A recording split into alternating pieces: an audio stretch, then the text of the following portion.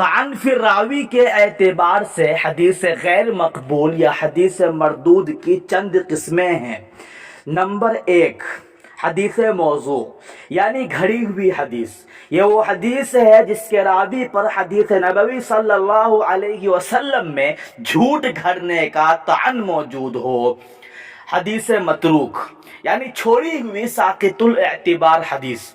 ये वो हदीस है जिसका रावी मुत्तहम बिलकिज़्ब हो या वो रिवायत वो हदीस क़वाइद मालूमा फिद्दीन के मुखालिफ हो। हदीस मतरूक हम समझ चुके।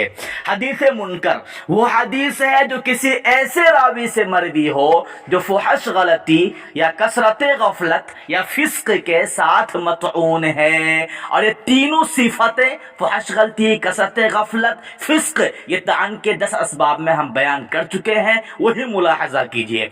इसी तरह वो हदीस भी मुनकर कहलाती है जिसका रावी ज़ईफ होने के बावजूद जमात सिकात की मुखालफत करे। याद रखिए, अगर वो ज़ईफ है और सिका की मुखालफत कर रहा है तो हदीस मुनकर है, लेकिन अगर वो सिका है और अस्का ज्यादा सिका की मुखालफत कर रहा है तो हदीस शाज़ है। अब हदीस मुनकर के मुखालिफ जो हदीस होगी यानी ज़ईफ के मुकाबले में सिका की जो हदीस होगी वो हदीस मारूफ कहलाएगी। तो हम कह सकते हैं कि हदीस मारूफ वो हदीस है जो मुनकर के मुकाबिल हो। इसी तरह से सिका के मुकाबले में जो अस्का की रिवायत होगी यानी शाज़ के मुकाबले में जो दूसरी हदीस होगी उसे हम हदीस महफूज कहेंगे। तो हम कह सकते हैं कि हदीस महफूज वो हदीस है जो शाज़ के मुकाबिल हो।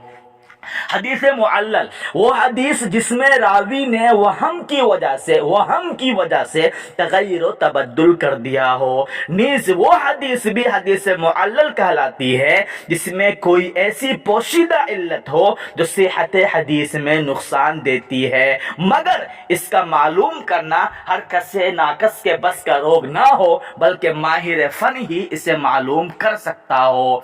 हदीस मुस्तरब वो हदीस है जिसकी सनद में या मतन में तगय्युर व तबद्दुल की वजह से सिका रावी से इख्तिलाफ पैदा हो गया हो और दोनों रिवायतों में से किसी एक को तरजीह देना या दोनों के दरमियान तत्बीक करना मुमकिन ना हो। मुसहफ व मुहर्रफ, ध्यान सुनिएगा, मुसहफ व मुहर्रफ ये भी किस्म है। वो हदीस है जिसमें सनद और मतन की सूरत तो बदस्तूर बाकी रहे, मगर एक रावी या चंद हरूफ बदल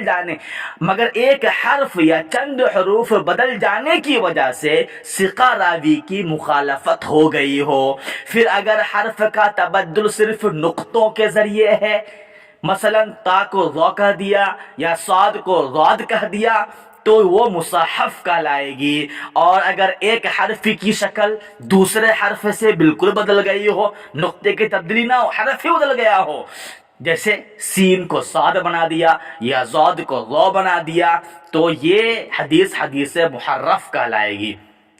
मकबूल वो हदीस जिसके रावियों के नामों में या मतन हदीस में उलट फेर कर दी गई हो।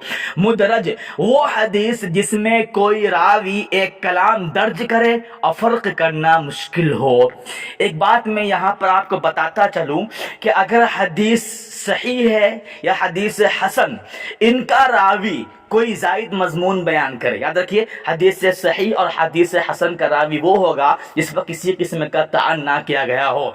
तो हदीस से सही या हदीस हसन का रावी कोई जायद मजमून बयान करे और वो ज्यादती उससे ज्यादा सिका रावी के बयान के खिलाफ हो, तो उस मजमून को या तो मुस्तकिल हदीस करार देंगे या हदीस का बाकी मानदा हिस्सा कहेंगे, मतलब उसे हम मरदूद या गैर मकबूल नहीं कह सकते।